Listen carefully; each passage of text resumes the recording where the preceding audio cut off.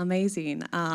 Whenever I come on stage to speak about Amazon, I always feel the need to check people's pockets for tomatoes. But, love it, hate it. Most of us hate it, even if we need it. Amazon is becoming probably a question of when for most brands, kind of when and how. I know the conversations that I'm having with brands, sometimes you're still kind of selling the dream or selling the value proposition, but most brands that I speak to kind of come already understanding that this is something that they need to have a strong position on. So I guess quickly to introduce myself, I'm Renee Parker. I am the co-founder and owner of Invinci, so we are a full-service Amazon agency. I think what makes us different is we're very, very specifically focused on beauty, so direct-to-consumer brands that are coming to Amazon a lot faster with VC capital and a lot of pressure to grow quickly, as well as much larger heritage brands who are looking to kind of strengthen their Amazon position or are potentially kind of late coming to Amazon, so have a lot of channel cleanup to do. So we work with brands kind of across that spectrum, but very much focused on beauty operators. I was the head of luxury beauty at Amazon in the UK for 4 years, despite my accent, and have been working now at Invinci for 2 years. So I am joined here today with two very amazing colleagues. Maybe you guys could introduce yourselves and give one or two lines on your companies, who I'm sure everyone's familiar with. Do you want to go first, Aidan? Thanks, Renee. I'm Aidan. I look after everything digital marketing and e-commerce for Elemis Europe. So I have the fortunate job of looking after both Amazon and our D2C.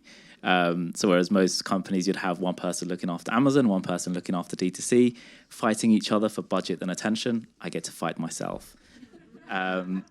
So I look after 8 of our European D2C websites and 4 of our Amazon stores. Hi, I'm Claire. I'm COO at Josh Wood Colour. In a much similar position, I'm responsible for not only our own D2C offering, our Amazon offering, but also our Boots partnership and other high street offerings, as well as our atelier in Holland Park. Amazing. Thank you both for being here. I think it's really interesting as well because on one hand you have Elemis, who was really a very early adopter of Amazon in the UK, and before Amazon, QVC. So I think Elemis is both a brand that's been around for 30 years, but is always innovating, whether it's sustainability, B Corp, new channels. You guys are comfortable, it sounds like, being the first to arrive in some cases. So I would be curious, Aidan, you were an early adopter. Elemis wasn't, when I was at Amazon, I helped launch Elemis into Amazon Europe, and really that roadmap was helped define by Elemis at the time, and that was a few years ago. So as you have expanded into Europe, obviously you're concerned, these are newer markets than your home market in the UK. Amazon can be perceived as a high-risk channel. How have you guys, and what steps have you taken to make sure that your premium brand ID and that kind of messaging is maintained and kept safe across Amazon? I think maybe to take a little step back and tell you a bit about where we are on our journey to become a truly global brand. Here in the UK, everyone's heard of Elemis. Most people have got an Elemis product in, and they use it regularly, which is fantastic. But for a market like Europe, it was the first time that we were going into Europe, both at a D2C and an Amazon level, and we had to be very clear about what role each of those channels played in our journey. So I think the first thing you've got to do is identify what your strategy is. Why are you going into Amazon? Why are you going into D2C? If it's there just to simply compete on price, I think you're gonna lose very quickly, particularly with Amazon's pricing strategies. But for us, as an early adopter, it was very important for us to embrace innovation. So don't be afraid of Amazon just because it's a very complex world.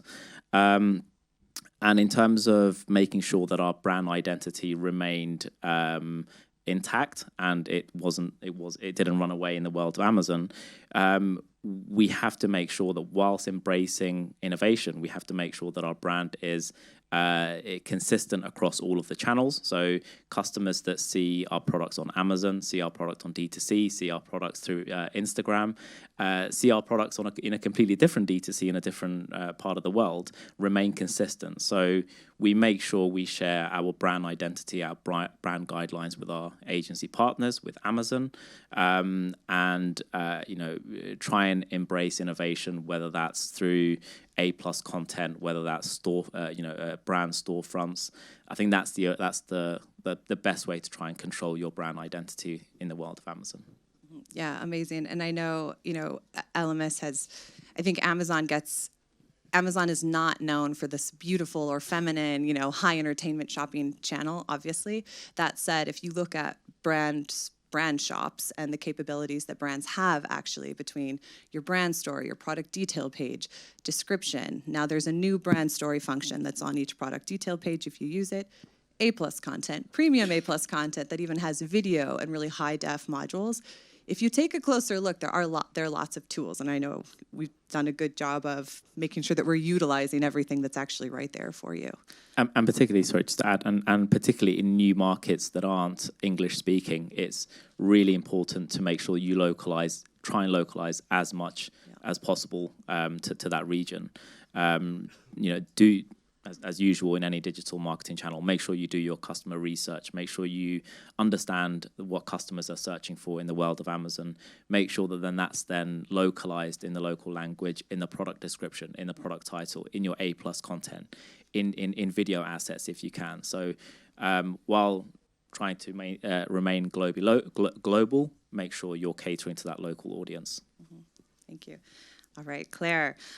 So Josh Wood Color has done such a good job of taking, Josh Wood, who's incredible, what he stands for, kind of the quality of his services, his reputation, his products, but you're kind of democratizing that through Josh Wood Color, but doing it at a really high level. So when you're thinking about Amazon and kind of this bridge that you guys are creating between the atelier and these products in people's homes, how does Amazon kind of support your strategy in that niche?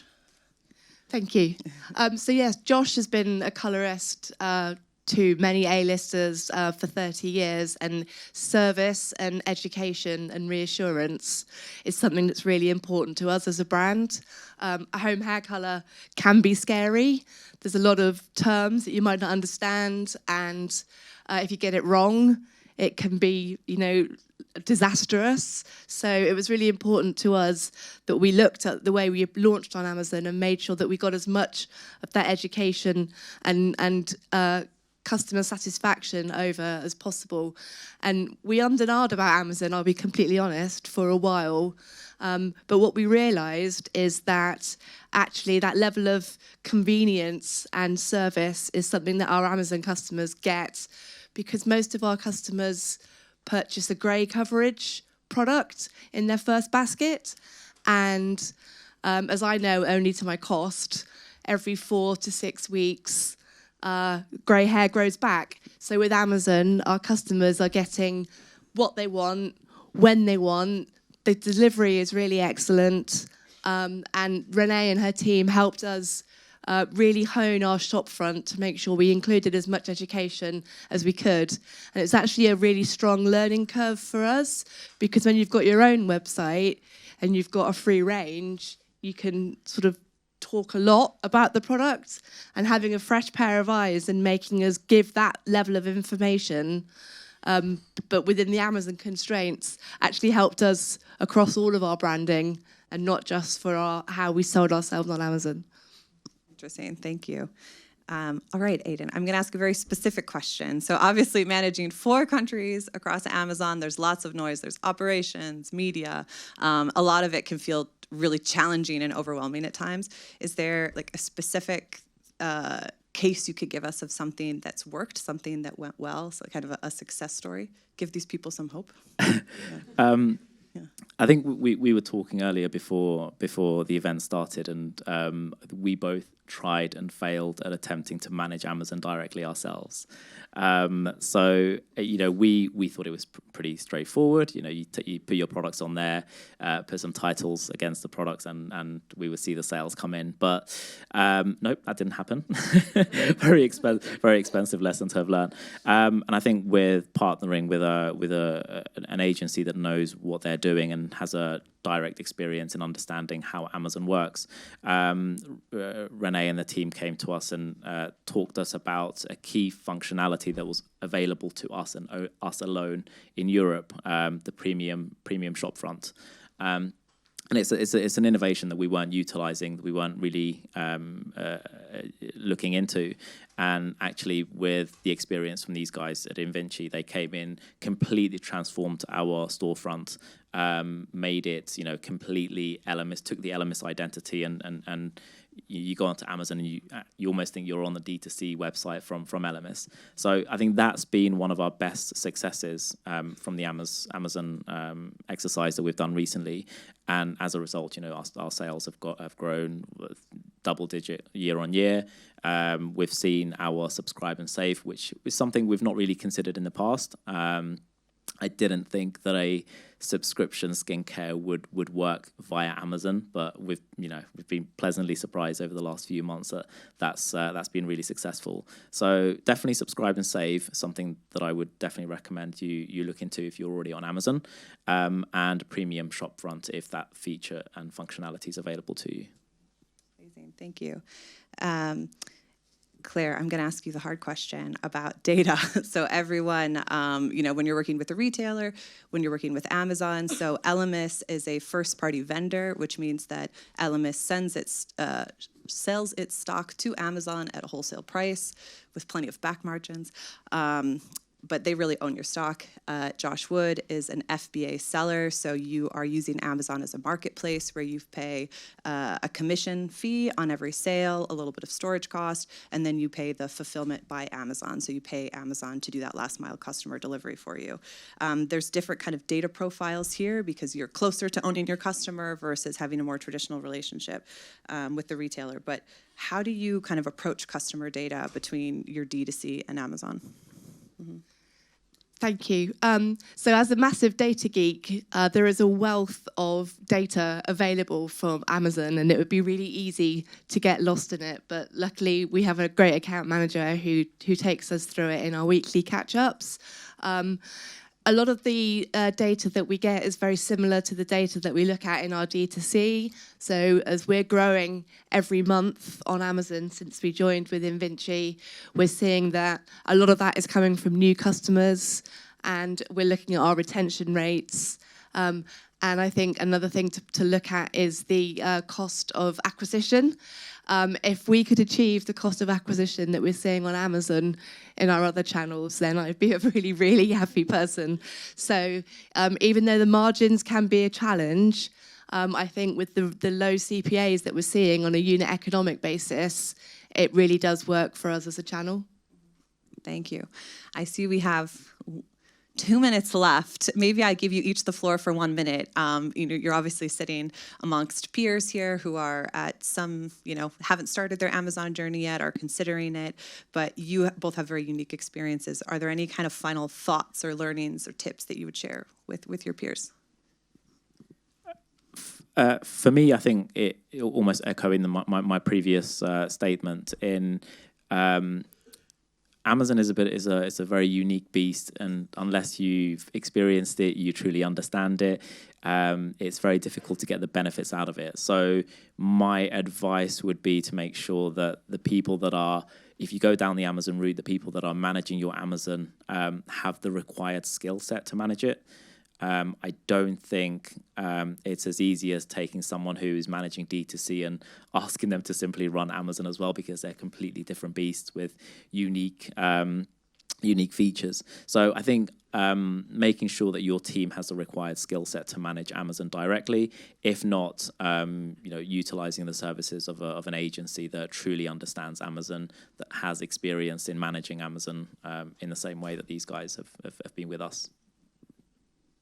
Yeah, I would definitely echo that, and make sure that when you're looking at your product collection, make sure that you look at the margins and the bundles that you're building, because of the fixed costs that you do have with Amazon. If you can get more people to put more things in their basket with the way you sell it in bundling, etc., then all of a sudden the profitability of the channel becomes much more attractive.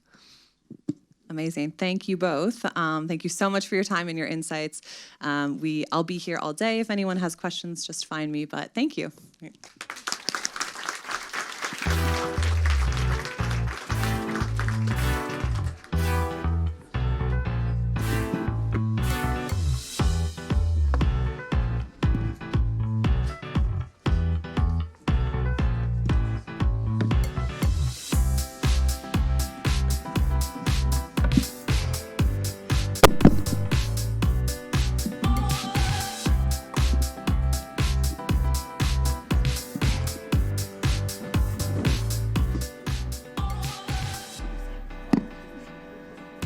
Where's Renee gone? Thank you, Renee. That was great.